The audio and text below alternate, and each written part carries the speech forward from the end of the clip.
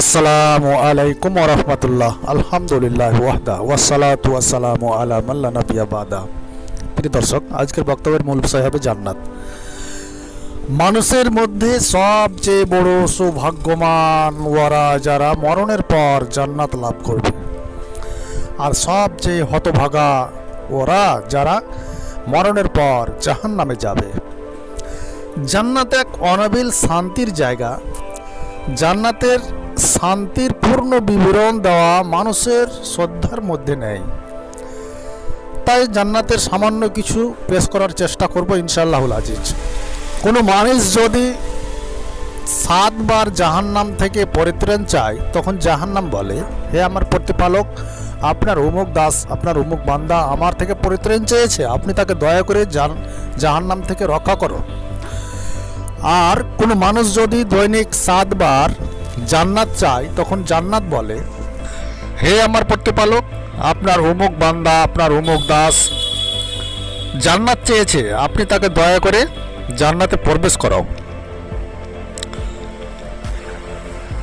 তারপরের হাদিসে আনাস ইবনু মালিক রাদিয়াল্লাহু তাআলা আনহু বলেন, রাসূল সাল্লাল্লাহু আলাইহি সাল্লাম বলেছেন, কোনো মানুষ যদি 3 বার জাহান্নাম থেকে পরিত্রাণ চায়, তখন জাহান্নাম বলে, হে আমার প্রতিপালক, আপনার অমুক দাস, আপনার অমুক বান্দা জাহান্নাম থেকে পরিত্রাণ চেয়েছে, আপনি তাকে দয়া করে জাহান্নাম থেকে রক্ষা করো। কোনো মানুষ যদি দৈনিক 3 বার কিংবা 7 বার জান্নাত চায়, তখন জান্নাত নিজেই বলে, হে আমার প্রতিপালক, আপনার অমুক বান্দা, আপনার অমুক দাস আমাকে চেয়েছে, আপনি তাকে দয়া করে জান্নাতে প্রবেশ করান।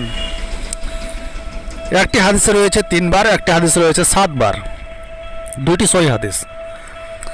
তবে জাহান্নাম থেকে পরিত্রাণ চাওয়ার শব্দ দোয়া এইরূপ হতে পারে,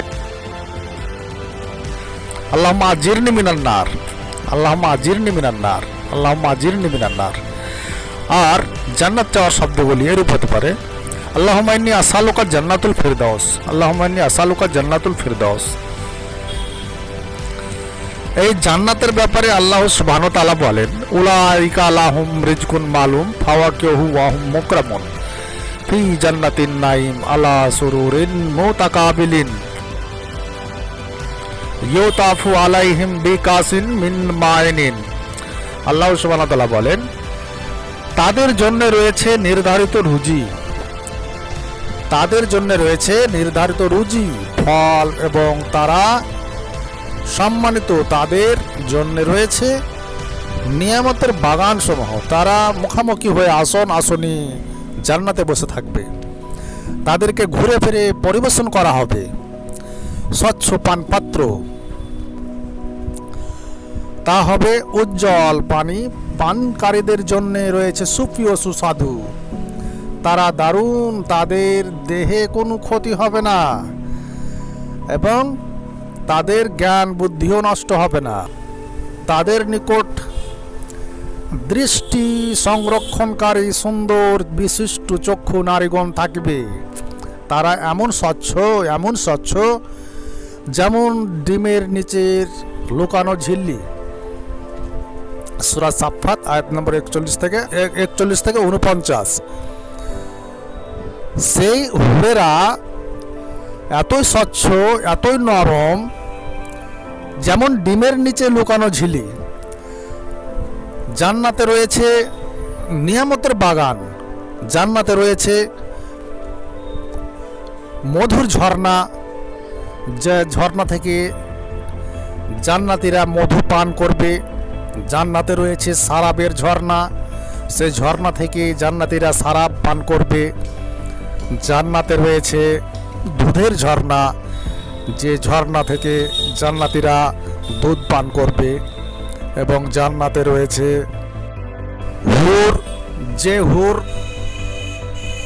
জান্নাতীরা ভোগ করবে, সে হুর না কোনোদিন কোনো জিন না কোনো মানুষ কোনোদিন স্পর্শ করতে পেরেছে, সে জান্নাতীরা সে হুর ভোগ করবে। জান্নাতি রয়েছে নানান রকমের ভোগ করার জিনিস, যেগুলি জান্নাতীরা চিরদিন ভোগ করতে থাকবে।